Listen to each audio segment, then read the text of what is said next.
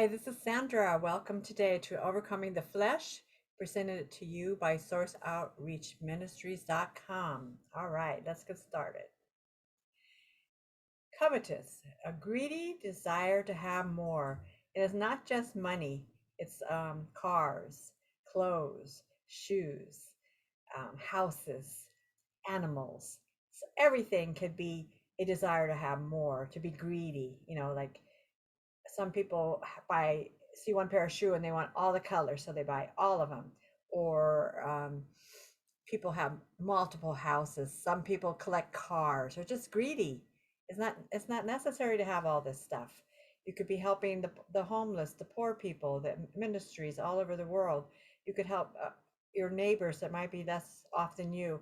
It's just so greedy. You're just hoarding stuff. It's just like even the sickness, hoarding, right? You won't let go of anything. You're just greedy. Your house is full of stuff. And it's a sickness. It is actually a sickness. And in the biblical sense, it is a spirit of covetousness. It's a spirit that comes over you where you just are never satisfied. You're just never satisfied. Okay. All right. So it says if the definition is feeling or showing a very strong desire for something that you do not have, and especially for something that belongs to someone else. Because sometimes, you see something somebody has and you just want it so bad, and you try to maneuver your way to talk them out of it to get it so you can have it. Or you try to find, where can you buy this? You just can't settle down and say, okay, they got it, that's great, I don't need this. You just want to always outdo the next person. Like back in my time, people used to say, oh, you're trying to keep up with the Joneses. And it's so true, right? If your neighbor had a new car, you get a new car. You know, if your friend has this great outfit, you want one too.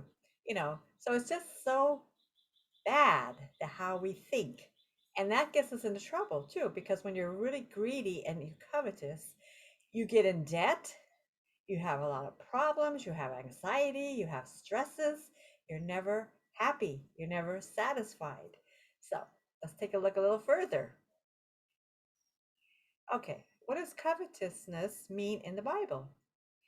Okay, there's a good side to covetousness in the Bible, and that's in Corinthians 12:31. And it says, as of grace and glory. So if you love grace and glory and you love the Lord, that's not greedy, that's not covetous. That's putting your life in order, right? And then the second part of it is sinful, your sinful nature, to love the world inordinately. So it's not ordinary, you're out of ordinary, you're beyond, you just so spoiled and you just want everything, and you just spend your life going crazy trying to acquire all the things that you think you should have. You have no peace in your life, okay? And it says, the inordinate desires of riches are instead of above God's glory, because people that love the Lord, that know Jesus, they tend not to be this way, right? It says God will give to you abundantly, but I think if you really truly know the Bible and God gives you abundantly, you're going to share it back with as many people as possible. You're not going to be overly zealous for yourself. You're going to have one, maybe two houses, maybe a few cars like the average person does, but you're not going to go crazy with so much things that you acquire. You're going to share. And it says, above God's glory and our own spiritual good. Okay. And then in the sinful, acquiring them as a matter, another goods, other people's goods. Okay. So you're just sinful. It's sinful to have too much of everything in your life, because there are so many hurting and needy people in this world that you should be helping also, not just you. Okay. So let's go to the next one. All right. It says, what is the cure for covetousness? It says, when his thoughts are wholly taken up with the world. So that is what's going on with you when you're only thinking about what the world can do for you. And then it says, a man may be said to be given to covetousness when he takes more pains for getting earth than for getting heaven. So you're spending your whole waking hours in your life on what this world can give you instead of what heaven can give you. Okay. And a man may be said to be given to covetousness when all his discourse is about the world. Because a lot of people, when I speak to people, they don't want to hear about Jesus. They're happy in their life, in their world, all that they're doing, knowing that their life expectancy might be 70, 80, if you're lucky, maybe more. And whatever you acquire during that time in your life, you can't take it with you when you die. It's all over. It's all good. If you have a whole bunch of hundreds and thousands of dollars in your pocket and you die tomorrow, someone else is going to enjoy your money. You know, I have a relative that is kind of that way, just always talking about money, and it's what they can get, where they're at. And I said to them, why don't you just enjoy that money? Because what are you going to do if you die tomorrow? Your relatives are going to get it, or it'll go to the state, and enjoy your life and help other people, because you're getting up there in age, and it's like kind of silly bragging about all this money you have acquired, and didn't have an answer for me. But it was the nature of that person since they were little. They always were saving and hoarding money. And there was even times they forgot where they even put the money in the house because they were hiding it. And then they forgot where they was hiding it from their self. I used to find it and then tell them, you put some money there. So it's just the nature that comes on you. It's a sinful nature of covetousness or greedy. Okay. Um, you could be helping your family. You could be helping your friends. You could be doing good things with it because you can't take it with you. And if you die tomorrow, it's just sitting in your investments, your bank, whatever, and someone else is going to take it after all your hard work to acquire all that money. Or some people love shoes. They may have hundreds of pairs of shoes. I have another relative. They have over 50, 60 pairs of shoes. What are you going to do with all those shoes?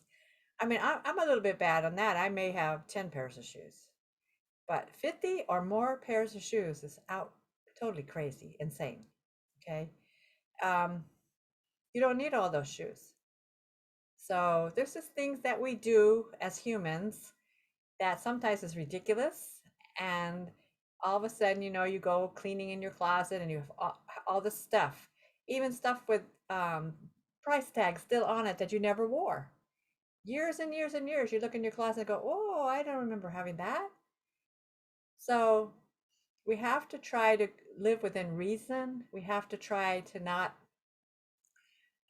be so greedy or think I got to have all this stuff, because it's really not necessary, and it gets you into debt, it gets you into trouble, and end up eventually just giving it away to other friends and family. Or if you pass away before you can enjoy it, someone else is going to have it and enjoy it.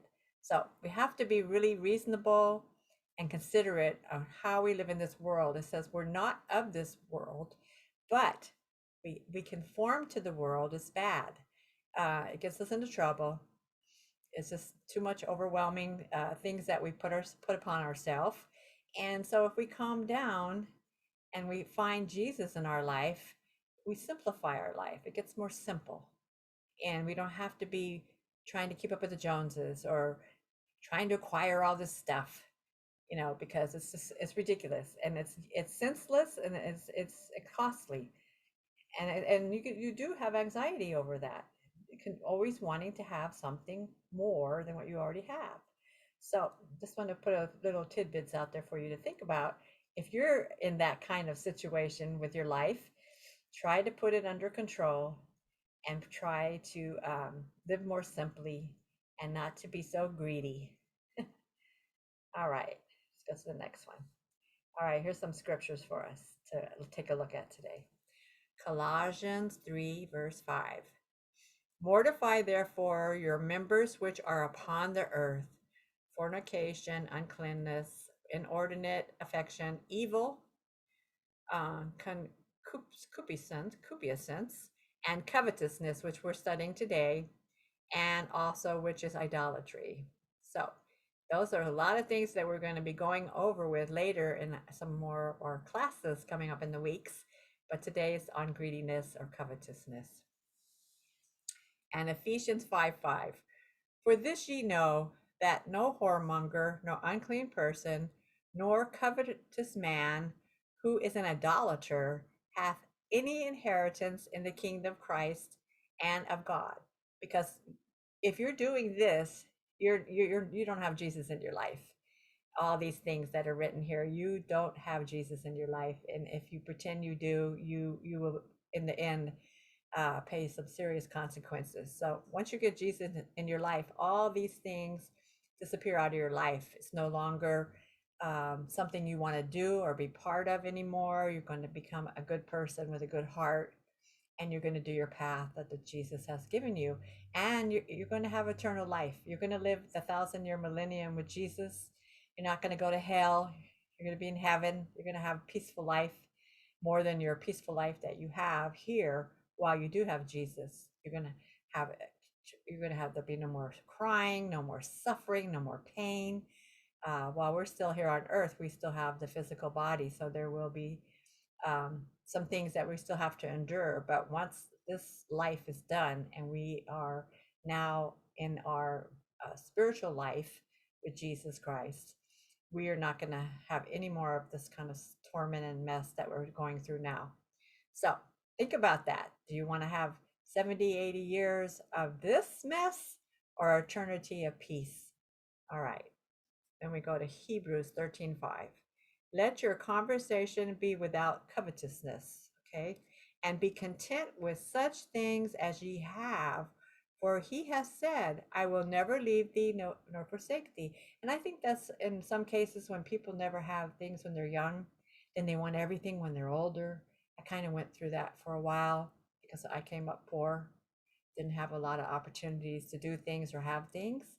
So when I was able to acquire things, I was pretty much doing some of these things myself before I really got into my life with Jesus. And I mean, I used to collect all kind of stuff, and um, and then later, it just ended up getting broken or giving it away, or I didn't want it anymore because it's just like stuff, right? It just it no longer satisfies you, and then when you get the bill, you get upset. It's just a two-edged sword, it's just doesn't work. So learn a lot of things by mistake, by being selfish and covetous and greedy.